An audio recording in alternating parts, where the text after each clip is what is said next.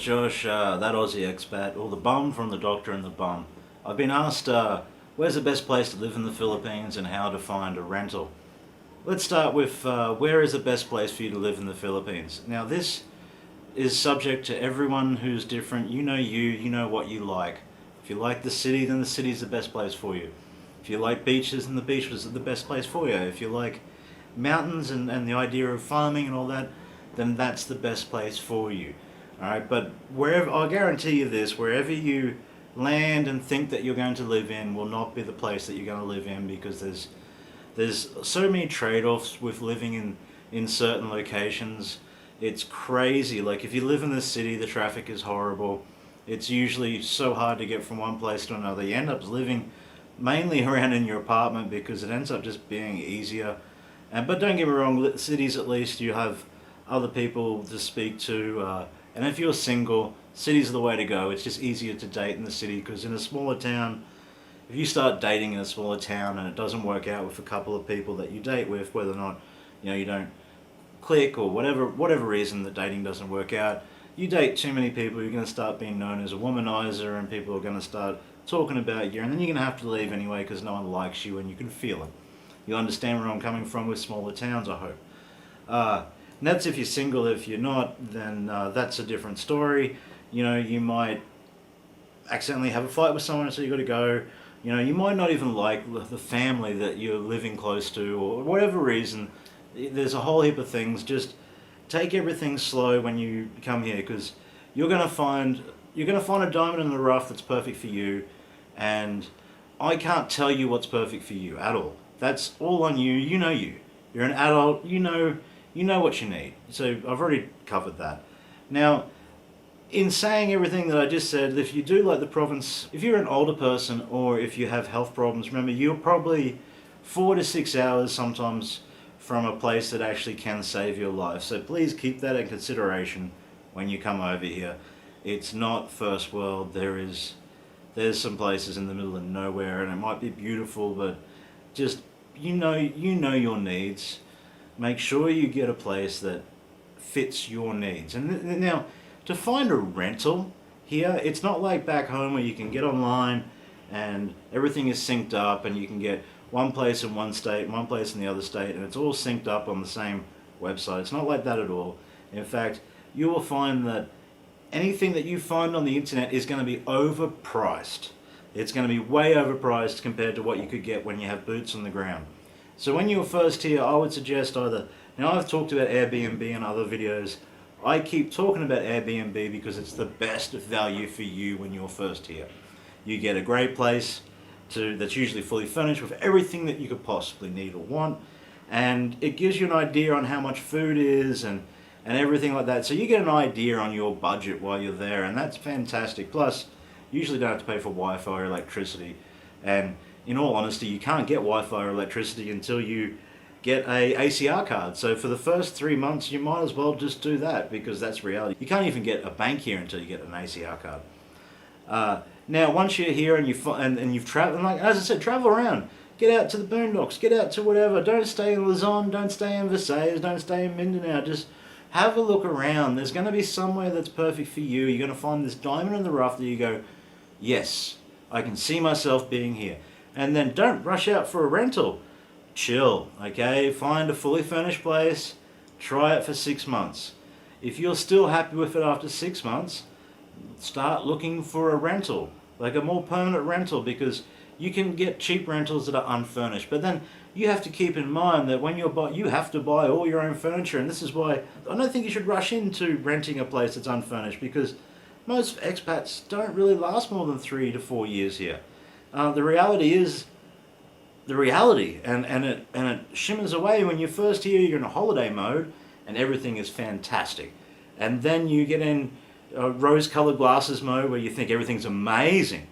And then you get into this real bitter mode where everything is crap.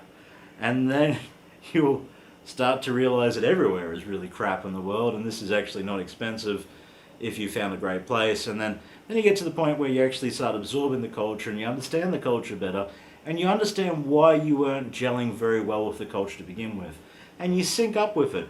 And that's what you want to do. You want to sync up with it, even though I know that you're coming from a different culture, but remember, you're coming to theirs.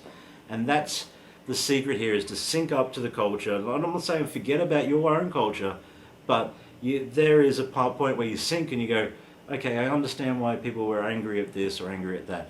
Now, in finding a rental, I will give you a little hint and tip on how to get things cheaper, and I'll explain to you how things work here.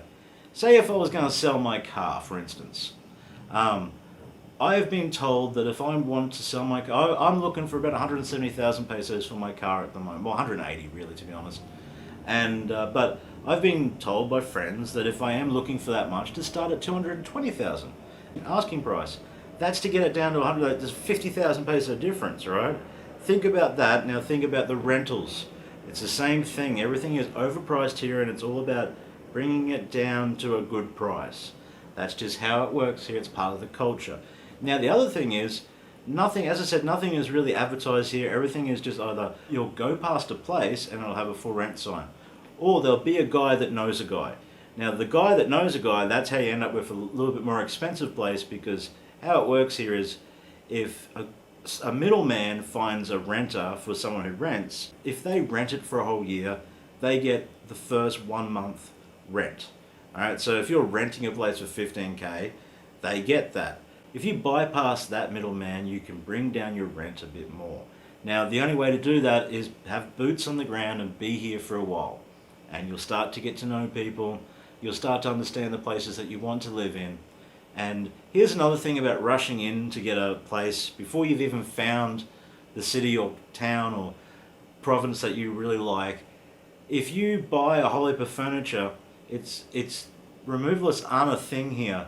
Like there is, but they're expensive, and it's not like you can just drive across interstate. You've got to drive to a ferry, and then the ferry's got to take it to another place, and then you've got to drive to another place. It's a nightmare. It actually ends up costing way more, and I've done this. It costs way more than the furniture I owned. So don't rush into buying any furniture. Just rent fully furnished. Do it. Rent fully furnished for about 2 or 3 years. I promise you, you will thank me for it. Now, there's going to be guys that say, well, I bought straight up and I've never regretted it. Yeah, that's exception to the rule. All right, you might be that one guy that works for, but I guarantee you it doesn't work for anyone else. I don't know anyone that ended up in the same location forever when they first got here. All right, there'll be guys that go, oh, I did, and then you actually speak to them and they go, well, no, I had an ex-wife that was a Filipino, and the first time I was here, I was in Luzon, and now I'm in Dumaguete or whatever. So, like, you got to listen to people when they say shit. And I'm not telling you this advice from a guy that's been here for, like, 4 weeks or 6 months and, like, trying to give you... I'm telling you, after 12 years, this is what I've seen myself, seen with other people. Please, just do that. So, I'll just recap. If you're single cities, all right, you got a missus wherever you want. If you're already locked in, you've been coming back and forth, just find that little... and you want to retire here, find that piece of paradise. That piece of paradise is here. Somewhere. But, as I said, there's going to be trade-offs. There's always trade-offs, and it's up to you whether or not you can accept that trade-off. Right? You know yourself, and over time, you're going to know if you can accept that trade-off.